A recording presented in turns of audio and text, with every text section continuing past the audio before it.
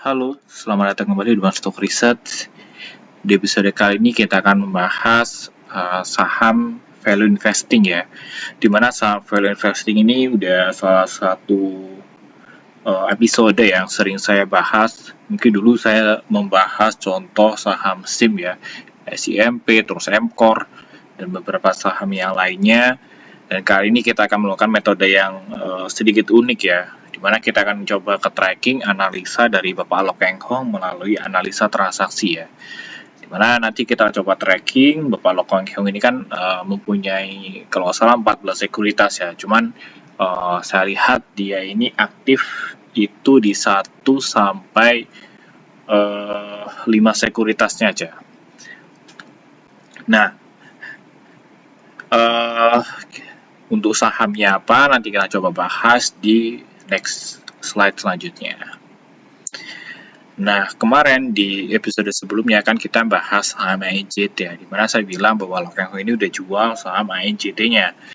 Dan Pak Lo Keng Hong ini jualannya itu pakai broker DH, TP, GR, kemudian CC juga ya, CC, DR, dan juga ES. Nah, setelah Lo Keng Hong punya cash sebesar ini, kira-kira dia ini membeli saham apa ya? Nah, ini akhirnya saya coba tracking dengan broker DH-nya. Kenapa broker DH? Karena saya lihat DH-nya ini yang punya cash banyak. Setelah dia jual ini kan kemungkinan besar dia kan punya cash 79 juta. 79 M ya. Sorry. Nah, buat teman-teman yang nggak tahu ya Bapak Lo Keng Hong ini pakai broker apa aja, mungkin bisa sering-sering baca berita ya, dimana Bapak Lo Keng Hong ini seperti yang saya jelaskan dia punya broker OCBC Sekuritas, punya PT Panin Sekuritas, Nilai Inti Sekuritas, MNC, Korea Investment, Sinarmas ya. Nah di ini kan Sinarmas, terus ini OCBC, Panin ya, terus ini juga yang tadi ya Eco Capital. Dan kalau misalkan kita coba tracking sebelumnya, dia juga punya CC atau Mandiri Sekuritas ya. Makanya di sini saya bilang bahwa Lo Keng Hong ini jualan ANJT. Kenapa kok tahu dia jualan ANJT ya? Kita bisa tracking lah dari broker-broker yang dia pakai seperti itu.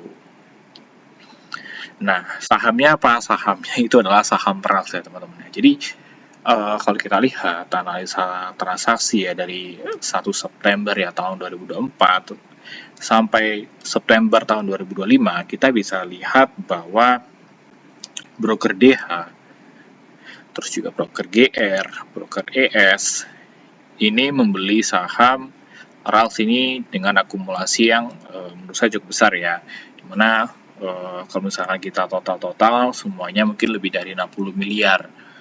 Dan kalau misalkan kita bandingkan RALS ini dengan market cap-nya saat ini ya, mungkin Pak Lo Keng Hong saat ini udah punya 2% ya, 2%-an lah untuk saham RALS. Nah, kenapa saya bilang bisa ngomong RALS ini dibeli Lo Keng Hong? Karena saya bisa melihat Pak Lo Keng Hong ini suka saham yang bagi dividennya besar, dan RALS ini dividennya juga besar. Di tahun kemarin dia membagikan dividen itu 15% teman-teman. Jadi pasti Pak Lo Keng Hong suka dengan saham-saham seperti ini. Di sisi lain juga RALS ini PBV-nya itu di bawah 1. Terus dengan nilai PI-nya dia sekarang ini mungkin di kisaran 6 ya. 6 kali. Bahkan di tahun kemarin itu dia punya cash itu besar kali ya. Besar banget lah. Makanya saya bisa bilang bahwa ini adalah saham-saham yang Lo Keng Hong suka gitu. Dan terbukti juga lewat analisa transaksi, dia ini kemungkinan besar membeli lewat broker DH ya.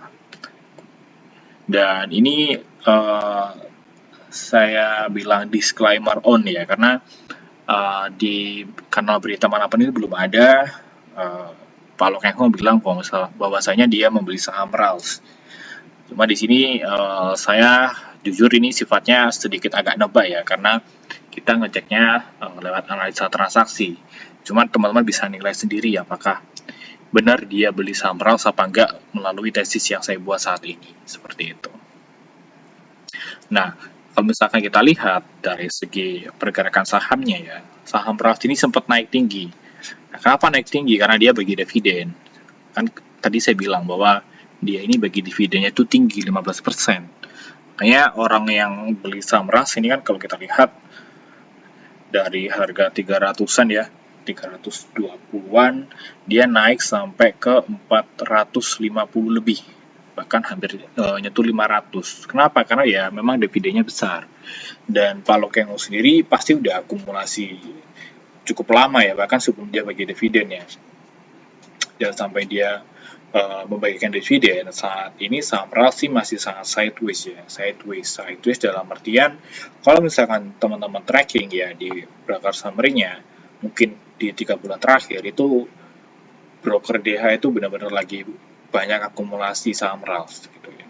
Makanya saya bilang kemungkinan besar ya di 4 bulan ke depan, karena kan 4 bulan ke depan kan udah mulai hari raya Idul Fitri ya. Biasanya kan penjualan retail itu naik tinggi itu ketika hari raya ya. Menurut saya RALS ini potensial untuk sahamnya mendekati hari raya nanti bisa naik ya. Karena ada yang akumulasi banyak seperti itu. Nah, kalau misalkan kita baca berita ya, saham-saham retail ini udah pada anjlok, kecuali RALS. Kenapa RALS ini nggak anjlok ya? Karena memang ada yang jagain, ada yang sedang akumulasi ya. Nah, kalau misalkan kita lihat berdasarkan teori ya, dari Wyckoff Theory, kalau misalkan saham ini posisi dengan downtrend dan sekarang lagi sideways ya, dan sedang ada akumulasi, jika sahamnya nanti ke breakout, ini mungkin sahamnya bisa potensi rally ya, potensi rally dengan kenaikan yang cukup panjang seperti itu. Dan kenapa saham ini ketika mau naik itu harus naik turun ya? Ya karena memang saham yang sudah ada akumulasi itu pasti menguji kesabaran ya, menguji kesabaran untuk para weak holder atau orang yang nggak sabaran ya. Ini berdasarkan quote dari Richard Wyckoff ya. Bahkan Richard Wyckoff juga bilang kalau misalkan jika saham misalkan di sektornya ini bearish ya, sektornya bearish tapi dia nggak turun, itu berarti memang sedang diakumulasi ya. Itu saya baca di teorinya Wyckoff ya. Dan menurut saya sih RALS kita lihat dari hasil transaksinya itu memang benar-benar sedang diakumulasi. Tinggal kita tunggu aja dia breakout aja. Seperti itu. Oke, mungkin itu aja dari saya.